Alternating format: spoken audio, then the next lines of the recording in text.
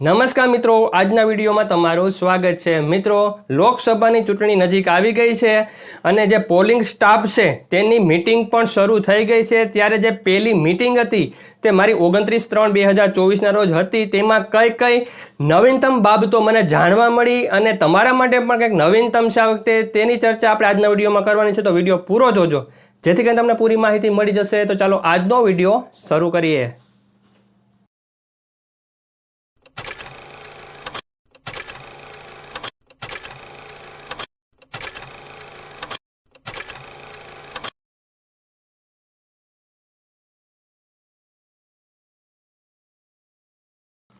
મિત્રો, તમે ઘણી બધી ચૂંટણી કરી હશે એટલે તમને ચૂંટણીની પ્રોસેસ જે બંને દિવસ આપણે જે પોલિંગ સ્ટેશન પર જઈએ છીએ તે તમામ બાબત તમને ખબર જ છે। એટલે આ વિડીયોમાં હું એ બાબત કોઈ પણ કહેવા નથી, પણ જે અપડેટેડ બાબતો છે તેની જ વાત કરવાની છે। અને સાથે સાથે આપણે જે પોલિંગ ઓફિસર તરીકે પોલિંગ બૂથ ઉપર જઈએ છીએ અને ત્યારે આપણે બંને દિવસ કઈ કામગીરી કરવી પડતી હોય છે અને શું ધ્યાન રાખવાનું છે તેની શોર્ટકટમાં તમને સમજાવતો વિડીયો હું આવતા દિવસોમાં અહીંયા રજૂ કરીશ, તો તે વિડીયો પણ જોઈ લેજો। પરંતુ આજના વિડીયોમાં આપણે જે નવીનતમ વાત મને જાણવા મળી છે તે તમામ બાબતોની ચર્ચા આપણે અહીંયા કરીએ છીએ। તો જે પહેલી બાબત છે તે છે કે દરેક સરકારી કર્મચારી જે આમાં જોડાયેલા છે કે તેઓને જેને ચૂંટણી ફરજ સોંપવામાં આવી છે તે પોલિંગ ઓફિસર હોય કે પ્રિસાઇડિંગ ઓફિસર હોય, તમામને એક સરખી તાલીમ આપવામાં આવતી છે અને તેમને એ જાણ તો કરવામાં આવે જ છે કે દરેક પોલિંગ ઓફિસર પ્રિસાઇડિંગ ઓફિસર જ છે। તે જે પણ પ્રિસાઇડિંગ ઓફિસર શીખે છે તે પોલિંગ ઓફિસરને પણ શીખવું જરૂરી છે તાલીમમાં, કેમ કે ગમે ત્યારે પ્રિસાઇડિંગ ઓફિસરની મદદ કરવી પડી શકે છે। કેમ કે ઘણીવાર જો હિન્દી ભાષી કોઈ કર્મચારી છે એ હિન્દી ભાષા બોલે છે, ગુજરાતી ભાષા ઓછું સમજે છે, ત્યારે તેને જે ફોર્મ ફિલઅપ કરવાના છે તો આપણે ગુજરાતી ભાષામાં જ કરવાના છે। એટલે પોલિંગ ઓફિસર છે એ તેની મદદ કરે તે ઈચ્છનીય છે અને તે મદદ કરશે તો તે જ્યારે આમ તાલીમમાં શીખાશે તો તે મદદ કરી શકશે। તો દરેક પોલિંગ ઓફિસર હોય, PO1 હોય, 2 હોય કે PO3 હોય, તમામને તમામ ફોર્મ્સ વિશે જાણકારી હોવી જરૂરી છે, જેથી કરીને તેને પણ આગળ જતા જ્યારે તે પ્રિસાઇડિંગ ઓફિસર બનશે ત્યારે તેને પણ આ કામ આવવાનું જ છે। તો મિત્રો, આ ખાસ ધ્યાન રાખવાનું। સાથે સાથે હું એ વાત કરતો કે પ્રિસાઇડિંગ અધિકારી સાહેબ ઇન કેસ એવું બને કે આઉટ સ્ટેજ ના હોય, જો આ તો શક્યતા છે ને, આઉટ સ્ટેજ ના હોય તો ફોર્મ ફિલઅપ કરવામાં તો તમારે જ મદદ કરવાની। અને એટ એ ટાઈમ એવું પણ બની શકે ને કે કદાચ પ્રિસાઇડિંગ અધિકારી ફ્રી એ છે કોઈ એને તો કઈ તબિયત પણ બગડી જાય તો તમારી ફરજ પણ પ્રિસાઇડિંગ અધિકારી તરીકેની ફરજ જવાની।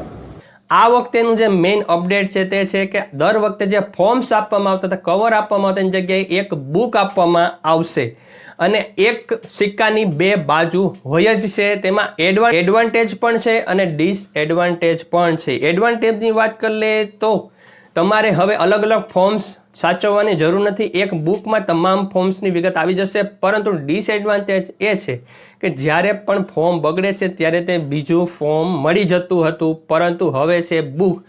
તો સમજદાર કોઈ સારા કાફી। આ વખતે એક નવો સુધારો આવ્યો છે કે હવે કવરને બદલે બુક આવશે। લોક પ્રતિનિધિત્વ અધિનિયમ 1951 અંતર્ગત 3 કલમ આવે છે, 26, 28 અને 134। આ ત્રણેય કલમ 26ની કલમ પ્રમાણે ચૂંટણી અધિકારી શ્રી ને એટલી છૂટ આપવામાં આવે છે કે આ મતદાન અધિકારી તરીકે કોઈ પણની, પોલીસ અધિકારી તરીકે પણ કોઈ પણની નિમણૂક કરી શકે। બીજું બે થાય સીલિંગની પ્રક્રિયામાં હવે તમને ખ્યાલ છે પેલા આવતું કે ગ્રીન પેપર સીલ આવે એનીમાંથી ABCD સ્ટ્રીપ સીલ આવે, એ ગયા વખતે વિધાનસભાથી નીકળી ગયું, હવે તો એક જ સીલ આવે। આ ગયા વખતે પણ આપણે ભાઈ એટલે સીધા આપણે આ એક જ ગ્રીન પેપર સીલ થી આપણે સીલ કરવાનું છે। આ કેવી રીતે છે કે એમાં ગ્રીન કલર ઉપર જાય તો અહીંયા A લખેલો હશે અને અહીંયા B લખેલો। આ નંબરિંગ ની આઈટમ છે, બોક્સની અંદર આ ઈઝીલી વ્યૂ જશે।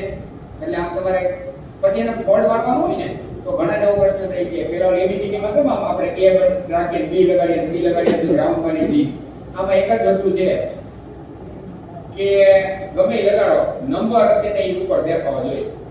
આ બાજુ ગ્રીન ભાગમાં નંબર લખેલો છે, આ નંબર ઉપર દેખાવો જોઈએ।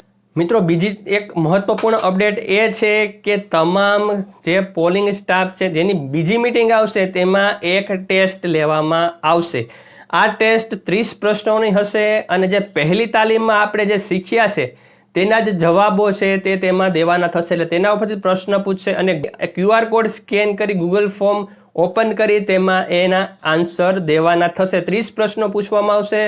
હવે જો પ્રશ્નમાં ઓછા માર્ક આવે તો શું? મિત્રો, જો તમને આ પ્રશ્નોમાં જવાબ ઓછા આવ્યા તો જે તે દિવસે જ્યારે આપણે રિસીવિંગ સેન્ટર ડિસ્પેચિંગ સેન્ટર ઉપર જઈએ છીએ ત્યારે ત્યાં એક અલગ ડેસ્ક હેલ્પ બનાવવામાં આવશે અને આ તમામ જે કર્મચારી છે જેને ઓછા માર્ક આવેલા છે તેને તે તાલીમના 2 દિવસ પહેલાં જ્યારે આપણે ડિસ્પેચિંગ સેન્ટર ઉપર જાય છે ત્યાં તેને આ તાલીમ આપવામાં આવશે.